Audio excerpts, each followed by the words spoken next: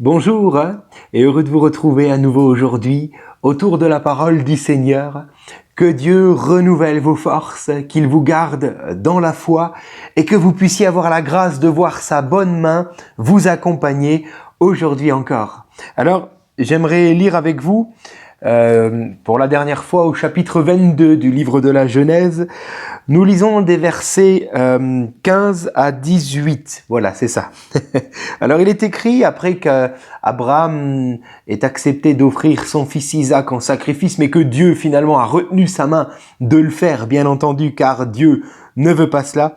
Il est écrit, l'ange de l'Éternel appela une seconde fois Abraham des cieux et dit: je le jure par moi-même, parole de l'Éternel, parce que tu as fait cela, et que tu ne m'as pas refusé ton fils, ton unique, je te bénirai et je multiplierai ta postérité comme les étoiles du ciel et comme le sable qui est sur le bord de la mer, et ta postérité possédera la porte de ses ennemis. Toutes les nations de la terre seront bénies en ta postérité, parce que tu as obéi à ma voix. Amen. Amen. Alors, parce que Abraham a obéi jusqu'à accepter d'offrir son fils Isaac en sacrifice, Dieu, nous l'avons lu, va renouveler ses promesses à l'égard d'Abraham, le père de la foi. Il dira, comme nous l'avons lu, je multiplierai ta postérité comme le sable au bord de la mer. Et plusieurs s'entendent à dire que cela représente Israël, ou alors je bénirai ta postérité, nous l'avons lu aussi, comme les étoiles dans le ciel. Et là, plusieurs y voient une allégorie au sujet des enfants d'Abraham par la foi, c'est-à-dire de l'Église, de Jésus-Christ. Nous retrouvons cela dans Galates 3, verset 7. Oui, par la foi en Jésus, nous devenons fils, filles d'Abraham.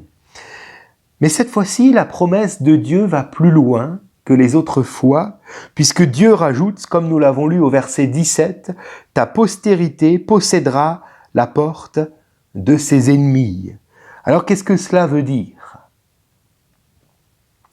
La porte d'une ville, comprenons qu'elle représente quelque chose de bien particulier dans l'Écriture. La porte d'une ville, il peut exister une porte pour une ville ou deux portes en général. Israël en avait 12.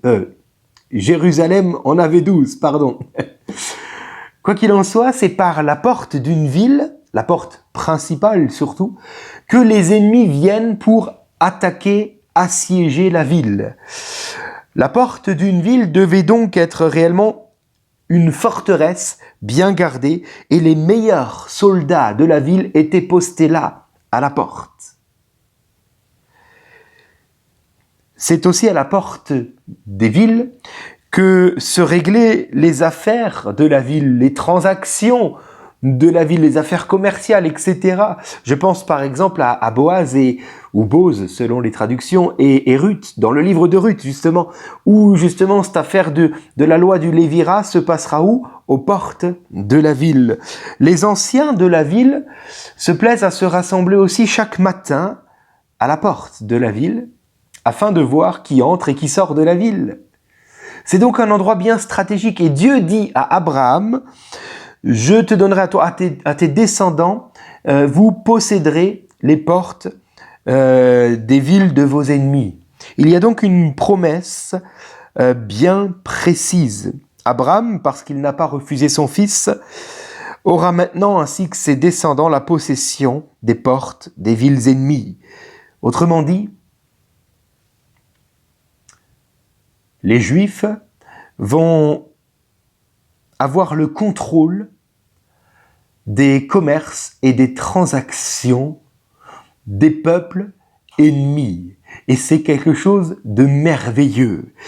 Et c'est quelque chose que nous retrouvons dès l'Écriture. Puisque déjà, Esther et Mardoché vont avoir des postes de leader au sein de l'empire médo-perse qui pourtant avait pris là en captivité les Juifs.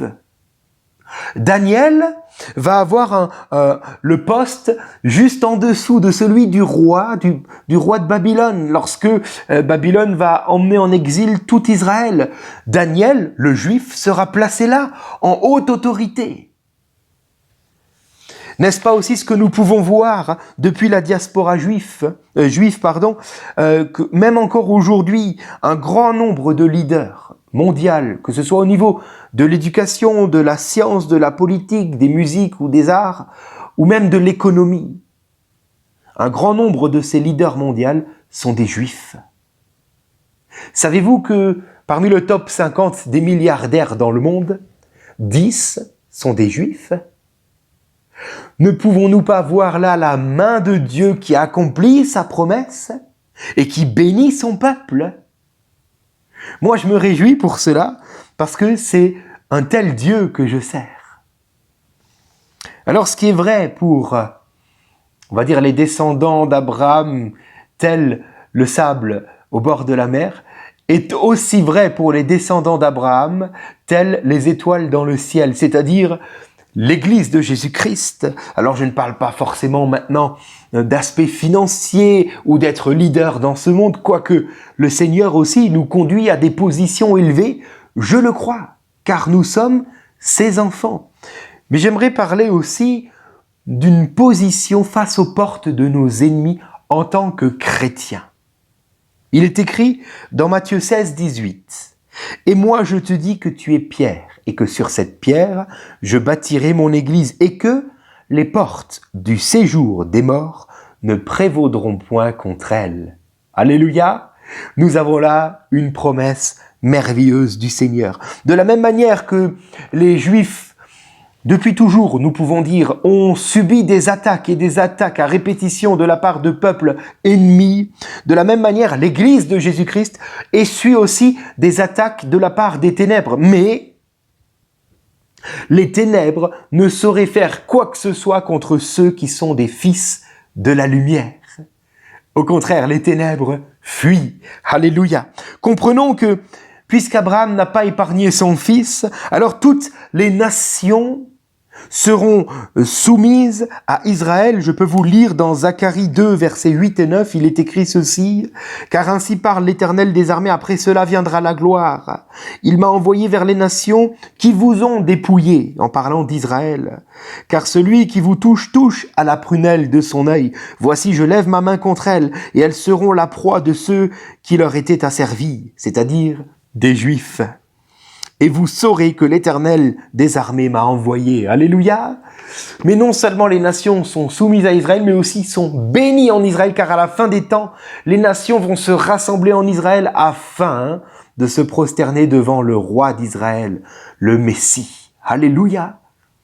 Et de la même manière, tout cela arrive puisqu'Abraham n'a pas refusé de donner son fils, mais puisque Dieu, le Père, n'a pas refusé non plus de donner son fils, Jésus-Christ à la croix, alors de la même manière qu'Israël, nous les croyants en Jésus-Christ, l'Église du Seigneur, est vainqueur.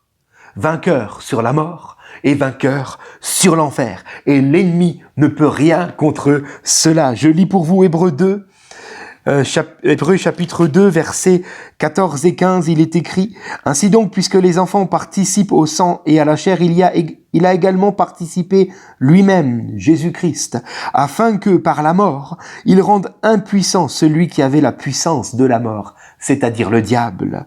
Ainsi, il délivre tous ceux qui, par crainte de la mort, étaient toute leur vie retenus dans la servitude. » Alléluia! Nous n'avons donc plus à être dans la crainte, ni de la mort, ni de l'enfer, ni de nos ennemis, car Jésus a payé pour nous. Et Dieu nous fait la promesse aujourd'hui d'être celui qui nous libère. Libère de nos ennemis, libère même de la mort. Le dernier ennemi qui se dressera un jour sur notre route, c'est la mort. Cet ennemi-là aussi est vaincu. Et aujourd'hui, le Seigneur aimerait simplement nous rappeler que nous avons en lui un avenir éternel, qui ne saurait être nuancé par nos ennemis ou par les difficultés de cette vie que nous connaissons tous. La vie ne s'arrête pas ici-bas. Au contraire, elle est éternelle pour ceux qui placent leur foi en Jésus-Christ. J'aimerais vous rappeler de la part de Dieu j'aimerais te rappeler que tu es un prince et tu es une princesse. Tu es fils et fille du roi. Tes ennemis sont tous vaincus. Même si pour un temps, comme nous pouvons le voir avec Israël par exemple, les ennemis semblent dominer, viendra un temps où le Seigneur va placer tes ennemis sous tes pieds et où même, au travers de toi, ils pourront, eux, tes ennemis, rencontrer leur Sauveur et leur Seigneur. Alors relève ta tête, mon frère, ma sœur, aujourd'hui, car tu es fils, fille du roi, tu es prince, tu es princesse. La parole de Dieu pour toi aujourd'hui est très simple. Tes ennemis sont vaincus. Ne te laisse plus dominer par la peur. Marche en vainqueur. Marche en nouveauté de vie. Marche dignement, tel un fils, une fille du roi. Et tu verras très rapidement que ton Dieu a déjà placé tous tes ennemis sous tes pieds. Seigneur, je te bénis ce matin. Je te bénis aujourd'hui pour la victoire que tu nous as acquise à la croix. Merci parce que, au travers d'Israël, nous voyons que tu fais de ton peuple des vainqueurs. Même si ce monde veut peut-être en faire des vaincus, toi, tu en fais des vainqueurs. Que ton nom soit béni, que nos têtes soient relevées et que l'espérance de la vie éternelle garde nos cœurs en Jésus-Christ. Merci Seigneur. Amen. Voilà, que Dieu vous bénisse et à demain.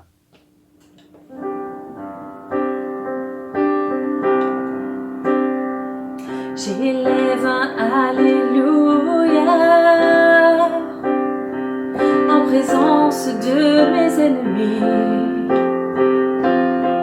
J'élève un Alléluia plus fort que tous les doutes en moi. J'élève un Alléluia. Mon arme est une mélodie. J'élève un Alléluia. Le Dieu des cieux combat pour moi. Je chanterai au cœur de la tempête, toujours plus fort. Je ferai monter mes louanges du milieu des cendres. L'espoir se lève, la mort est vaincue, le roi est vivant. Chante un peu plus fort,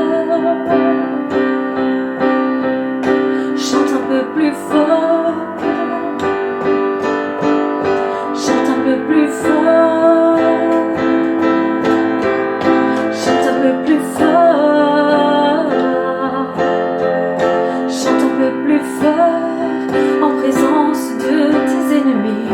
Chante un peu plus fort que tous les doutes en toi. Chante un peu plus fort, ton âme est cette mélodie. Chante un peu plus fort.